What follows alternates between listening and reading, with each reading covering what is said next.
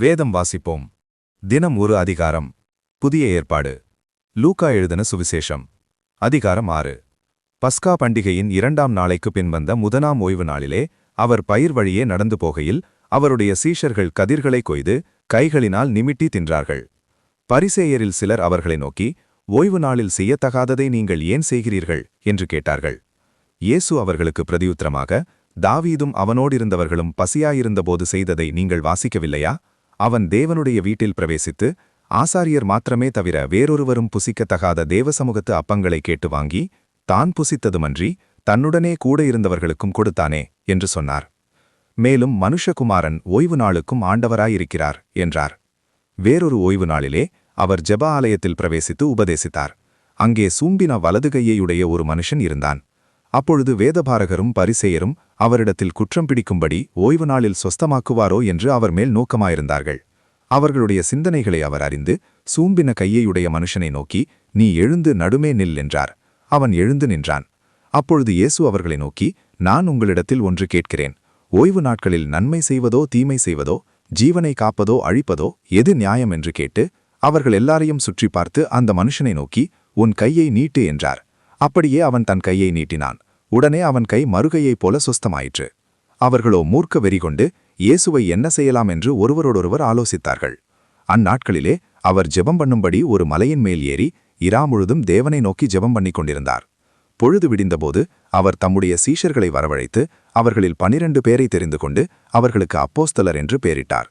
அவர்கள் யாரெனில், பேதுரு என்று தாம் பெயரிட்ட சீமோன், அவன் சகோதரனாகிய அந்திரேயா, யாக்கோபு, யோவான், பிலிப்பு, பர்த்தலோமேயு, மத்தேயு, தோமா, அல்பேயுவின் குமாரனாகிய யாக்கோபு, செலோத்தே என்னப்பட்ட சீமோன், யாக்கோபின் சகோதரனாகிய யூதா, துரோகியான யூதாஸ்காரியோத்து என்பவர்களே.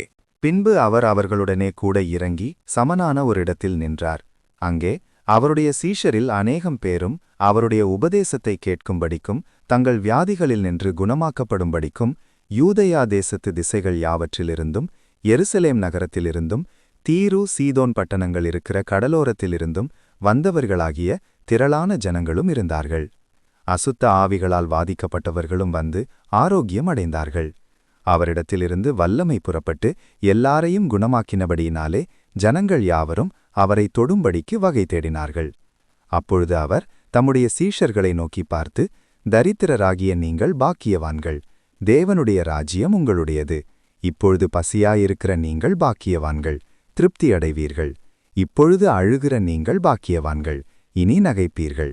மனுஷகுமாரன் நிமித்தமாக ஜனங்கள் உங்களை பகைத்து உங்களை புறம்பாக்கி உங்களை நிந்தித்து உங்கள் நாமத்தை புல்லாததென்று தள்ளிவிடும்போது நீங்கள் பாக்கியவான்களாயிருப்பீர்கள்.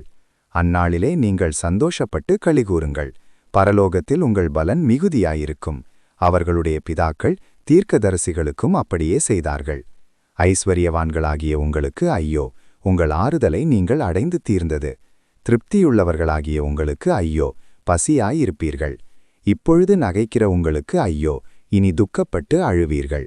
எல்லா மனுஷரும் உங்களை குறித்து புகழ்ச்சியாய் பேசும்போது உங்களுக்கு ஐயோ, அவர்கள் பிதாக்கள் கள்ள தீர்க்கதரிசிகளுக்கும் அப்படியே செய்தார்கள்.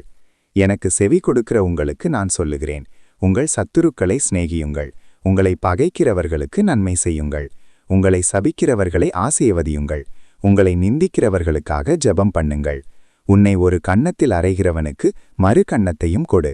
உன் அங்கியை எடுத்துக்கொள்ளுகிறவனுக்கு உன் வஸ்திரத்தையும் எடுத்துக்கொள்ள தடை பண்ணாதே. உன்னிடத்தில் கேட்கிற எவனுக்கும் கொடு. உன்னுடையதை எடுத்துக்கொள்ளுகிறவனிடத்தில் அதை திரும்ப கேளாதே. மனுஷர் உங்களுக்கு எப்படி செய்ய வேண்டுமென்று விரும்புகிறீர்களோ அப்படியே நீங்களும் அவர்களுக்கு செய்யுங்கள். உங்களை சிநேகிக்கிறவர்களையே நீங்கள் சிநேகித்தால் உங்களுக்கு பலன் என்ன? பாவிகளும் தங்களை சிநேகிக்கிறவர்களை சிநேகிக்கிறார்களே. உங்களுக்கு நன்மை செய்கிறவர்களுக்கே நீங்கள் நன்மை செய்தால் உங்களுக்கு பலன் என்ன?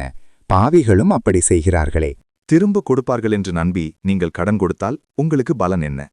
திரும்ப தங்களுக்கு கொடுக்கப்படும்படியாக பாவிகளும் பாவிகளுக்கு கடன் கொடுக்கிறார்களே. உங்கள் சத்துருக்களை சிநேகியுங்கள், நன்மை செய்யுங்கள், கைமாறு கருதாமல் கடன் கொடுங்கள். அப்பொழுது உங்கள் பலன் மிகுதியாயிருக்கும். உன்னதமானவருக்கு நீங்கள் பிள்ளைகளாயிருப்பீர்கள். அவர் நன்றி அறியாதவர்களுக்கும் துரோகிகளுக்கும் நன்மை செய்கிறாரே.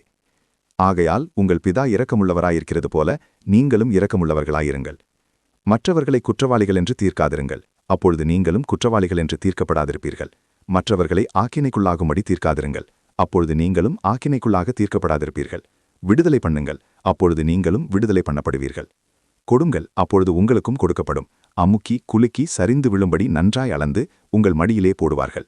நீங்கள் எந்த அளவினால் அளக்கிறீர்களோ அந்த அளவினால் உங்களுக்கும் அளக்கப்படும் என்றார். பின்னும் அவர் ஒரு உவமையை அவர்களுக்குச் சொன்னார். குருடனுக்கு குருடன் வழிகாட்டக்கூடுமோ? இருவரும் பள்ளத்தில் விழுவார்கள் அல்லவா? ஷீஷன் தன் குருவுக்கு மேற்பட்டவன் அல்ல. தேறினவன் எவனும் தன் குருவைப் போலிருப்பான். நீ உன் கண்ணில் இருக்கிற உத்தரத்தை உணராமல் உன் சகோதரன் கண்ணில் இருக்கிற துரும்பை பார்க்கிறதென்ன? அல்லது நீ உன் கண்ணில் இருக்கிற உத்தரத்தை உணராமல் உன் சகோதரனை நோக்கி, சகோதரனே, நான் உன் கண்ணில் இருக்கிற துரும்பை எடுத்து போடட்டும் என்று நீ சொல்வதெப்படி? மாயக்காரனே, முன்பு உன் கண்ணில் இருக்கிற உத்தரத்தை எடுத்து போடு, பின்பு உன் சகோதரன் கண்ணில் இருக்கிற துரும்பை எடுத்து போட வகை பார்ப்பாய். நல்ல மரமானது கெட்ட கனி கொடாது, கெட்ட மரமானது நல்ல கனி கொடாது. அந்தந்த மரம் அதனதன் கனியினால் அறியப்படும். முட்செடிகளில் அத்திப்பழங்களை பறிக்கிறதுமில்லை, நெருஞ்சிச் செடியில் திராட்சை பழங்களை பறிக்கிறதுமில்லை.